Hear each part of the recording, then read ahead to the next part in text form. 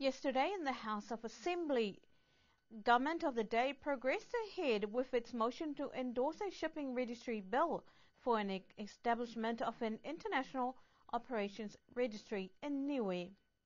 The explanation by Minister who submitted the motion is to expedite the approval of the bill in preparation for the proposed start of the agreement expected in April or May with the Singapore registry because of the great opportunity for Niue to increase development and receive substantial benefits. Honourable Premier Talangi heard from the opposition of its concerns for more discussions and the need to return to the Bills Committee.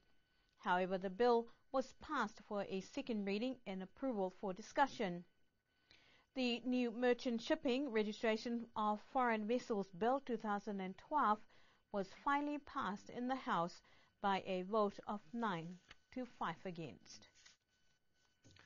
Niue Water Division of Government is stepping up its efforts to ensure groundwater and coastal water resources is not affected by waste oil or any other hazards that might jeopardize its quality and availability for the people of the island.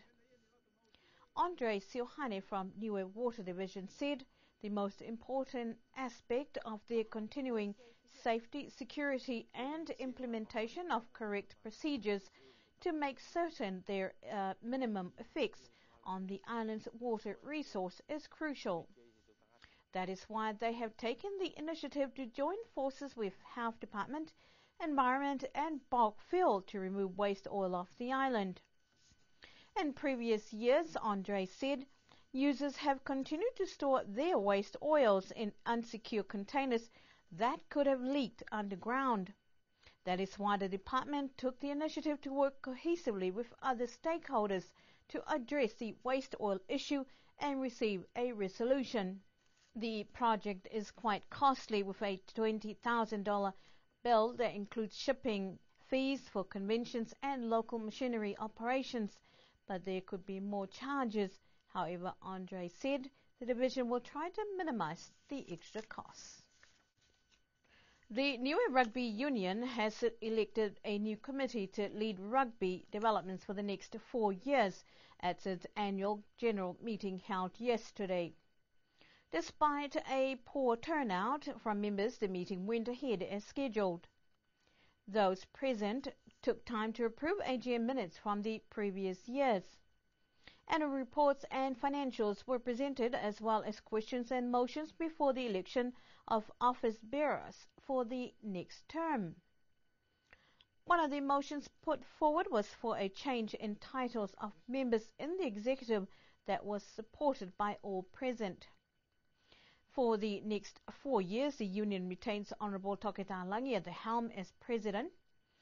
Kennedy Tukutama is now the CEO, a position formerly known as the Vice President. Gregory Harding is the new Secretary. Dalton Tangilangi takes on the responsibility as Financial Controller, formerly known as the Treasurer. Darren Tohabaka is the Coaching and Development Manager. Wesley Seumanu is responsible for membership and communications. Joe Mahakito represents the referees and officiating development, and the new inclusion is their women's representative yet to be appointed. President Toke Talangi says despite challenges with player numbers and financial constraints, the union remains optimistic that rugby developments will continue in whatever form the executive and its members deemed suited to Niue's situation. Water reservoirs on the island had some dating back 40 years and in dismal conditions, causing much leakage and concerns from the water department and the public. The ongoing initiative to address one of the island's main resources is this week beginning a reconstruction of some of the reservoirs around the island. Clinton Chapman, who is taking charge of the project, said this is a step towards addressing a long-standing issue that will minimize wastewater and reduce costs. The previous financial year we made a saving of something like $30,000 just by fixing leaks in the home. And we expect this financial year to cost about 140,000. A few years ago it was about 168, 170,000. So that's where we've made the savings simply by fixing household leaks. Because from past experience, we've known that most of the leaks are in the household through taps and plumbing fixtures. And it's easy to address those things, but obviously it costs money as well. Plumbing fixtures are very expensive, as we know from importing it from New Zealand. So, but part of the program of reducing leakage is these water reservoirs. If we can reduce the leaks coming out of the tank, we can also help reduce the cost of electricity to pump the water. Tapeo site here, I reckon we can reduce the pumping cost here by 20% simply by having new tanks. Now, also, just currently, there's been a lot of focus on the water bill that's been submitted into Parliament for discussion. Is this part and parcel of that bill? Yes. We've always had programs to address leaks. Our program, we call that water demand and management. And also the bill itself, if in some future states they look at the cost of providing waters to the home, then all of our operating costs, including leaks, they build up to an extensive amount. So this is part of that effort to reduce water. Also, there's the other side of maintaining the pollution and controlling the pollution on the island. But this part here, we're simply looking at reducing our operating costs.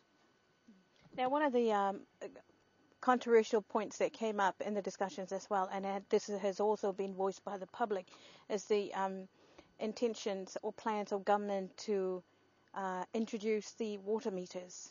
Do you think this is a good thing for the island to continue to save water? The most influential thing about water meters is that it makes people aware of what they use. And if for some reason it was charged on what they use, then they'd obviously conserve the water more, which is not the case for us at the moment.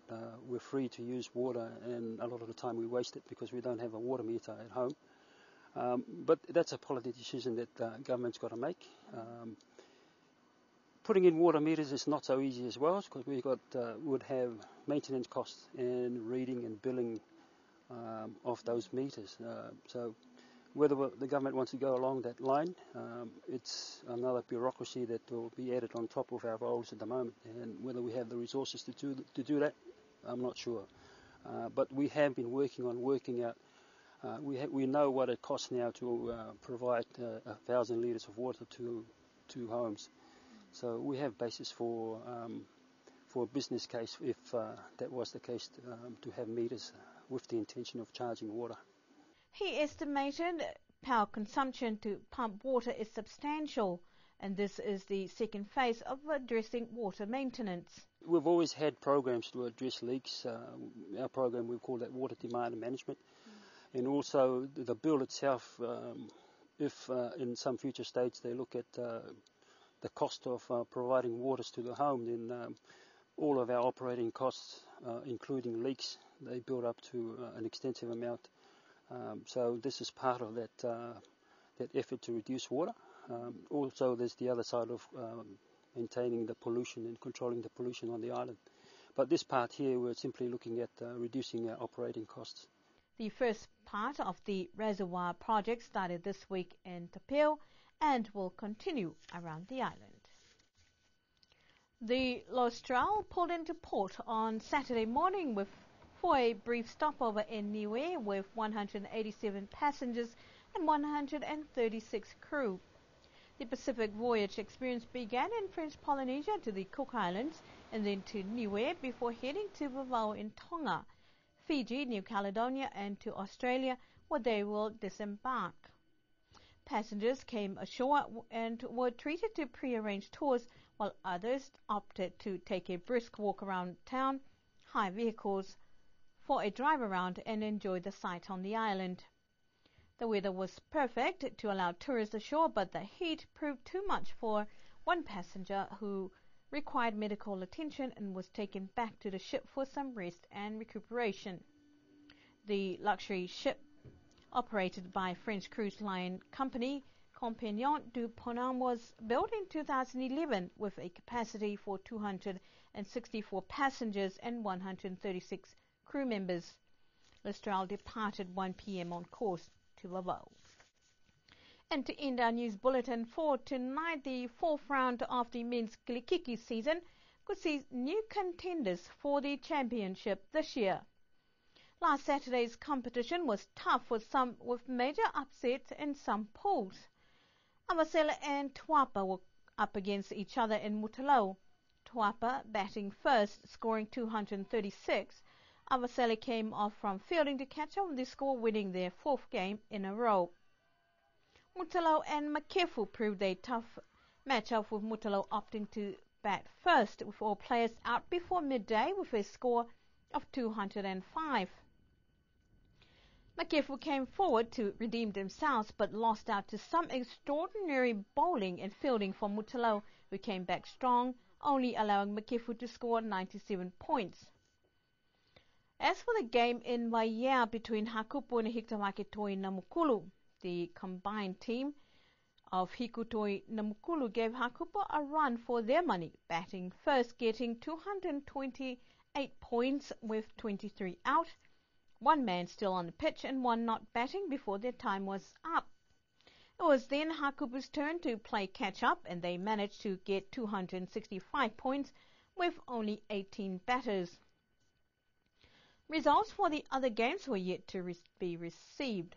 So, on top of the scoreboard after the fourth round of games in Pool B, Avasela is on top with 20 points, Hakupu following close behind with 16 points, Lakepa and Tuapa both with 12 points, Waiea with 8 points, and Hiku Toi Namukulu with 4 points.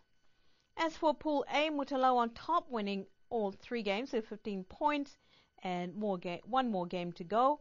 Liku with 11 points, Makefu finishing all games with 10 points, Alofi with 9 points, and Tamako Tonga we've had to receive.